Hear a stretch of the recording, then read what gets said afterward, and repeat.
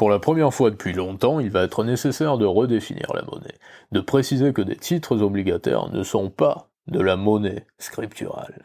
Par ailleurs, et c'est en lien, les temps économiques mouvementés durant les semaines, les mois, les années qui arrivent, vont générer des occasions inédites sur le marché des changes. C'est de cela, notamment, que je voudrais vous parler aujourd'hui.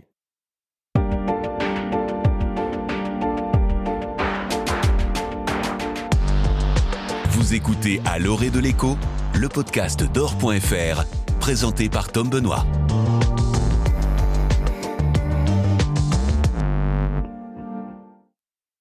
En préambule d'une des grandes interrogations qui se posent actuellement, à savoir celle portant sur le caractère potentiellement refuge du dollar, il convient de rappeler que tout le monde détient de la monnaie américaine.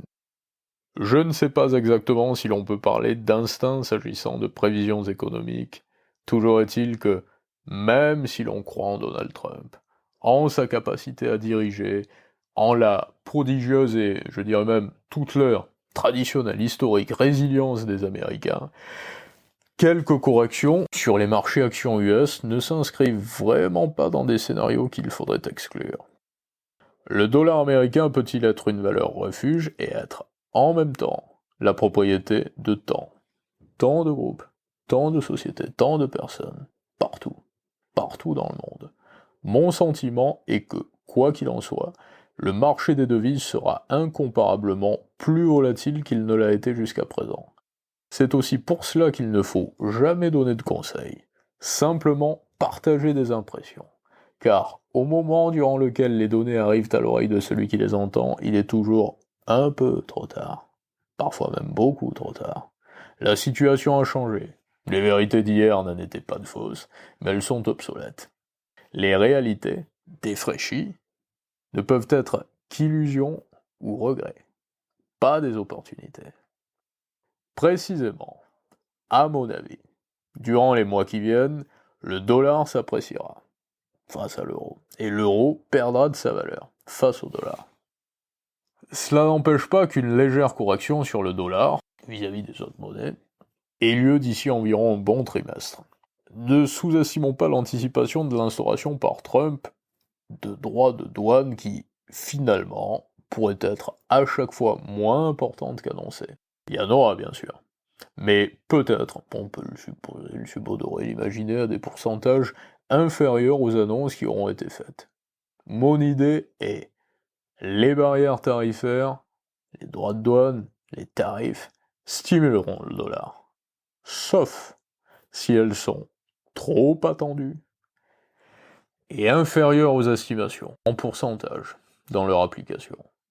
Trump veut que les taux baissent, on a cru comprendre.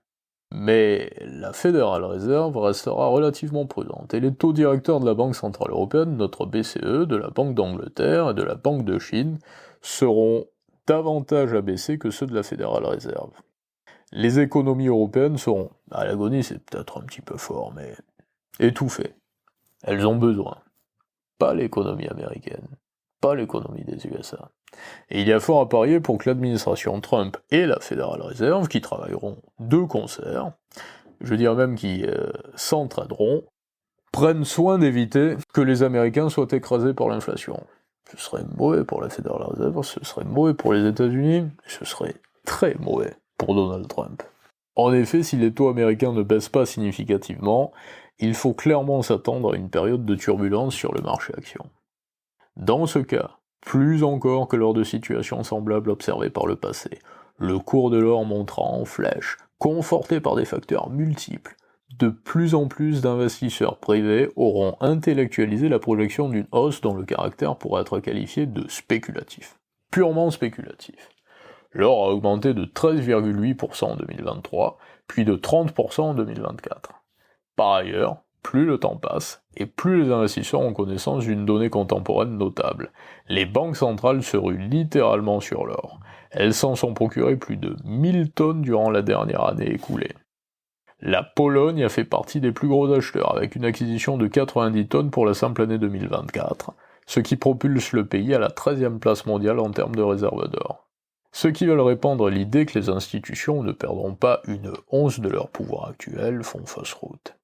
Et ceux qui croient que l'avenir de la finance se fera absolument sans le consentement des banques centrales et des États se trompent, ou fantasment, ce qui conduit à peu près aux mêmes finalités. L'avenir des architectures financières et monétaires, avec et sans le concours de la technologie blockchain, inclura l'or. Jusqu'à la fin des années 2000, les réserves de change détenues par les banques centrales, en dehors des parts représentées par l'or ou les droits de tirage spéciaux, les DTS du FMI, du Fonds monétaire international, étaient considérablement constituées de monnaie scripturale, presque du cash pour ainsi dire. Aujourd'hui, ce sont les titres obligataires qui représentent l'essentiel des réserves de change des banques centrales. Ce qui a contribué à galvauder la projection que l'on se fait des réserves des banques centrales et surtout que nous avons changé d'outil, de paradigme, d'époque, mais pas de mots. Nous avons continué, notamment dans les milieux d'affaires, à qualifier de monnaie ce qui n'en était plus. On parlait de monnaie pour faire référence à de la monnaie scripturale, puis on a persisté, alors que dorénavant nous parlions quasi exclusivement de titres de dette émis par des États.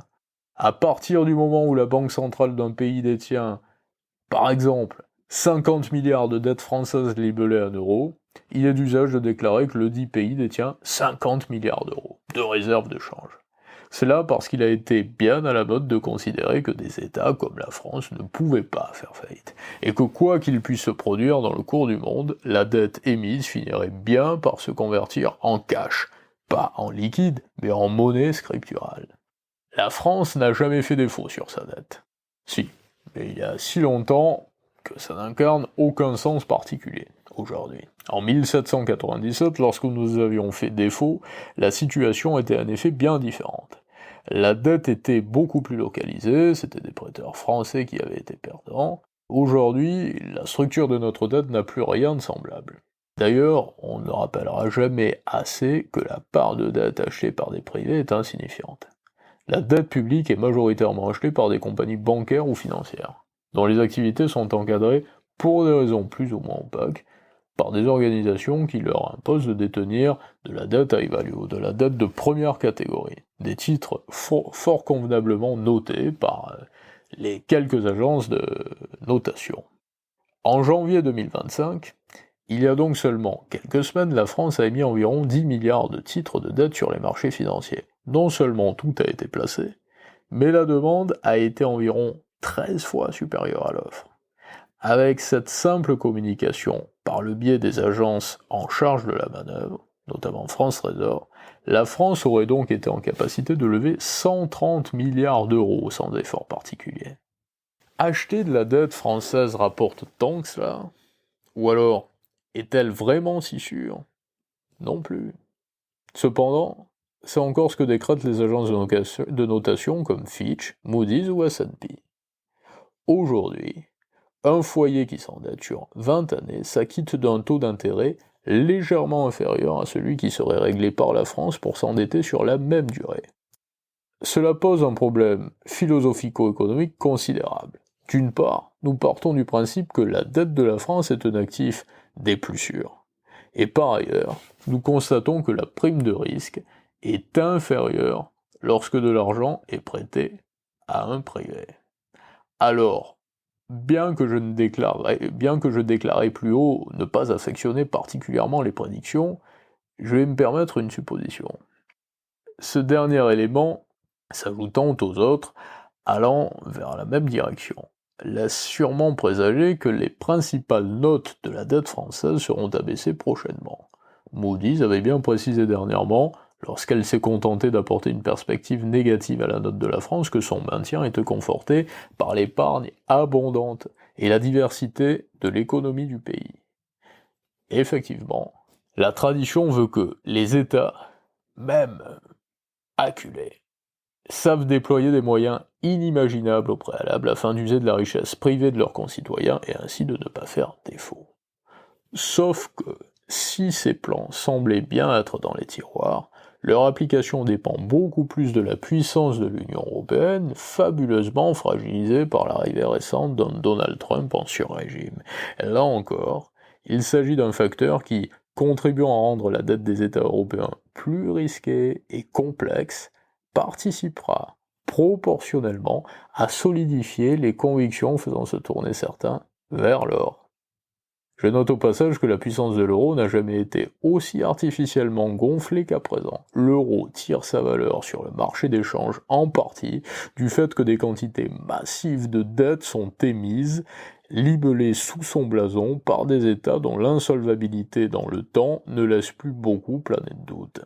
Précisons également que moins les diplomates européens seront disposés à dialoguer avec le reste du monde, moins les acteurs économiques de ce dernier et fameux reste du monde seront conduits à convertir leurs avoirs détenus en monnaie locale en euros, que ce soit pour investir dans des titres ou pour d'autres actions, ce qui, automatiquement, fait monter la valeur de l'euro puisque celui-ci est de facto demandé, acheté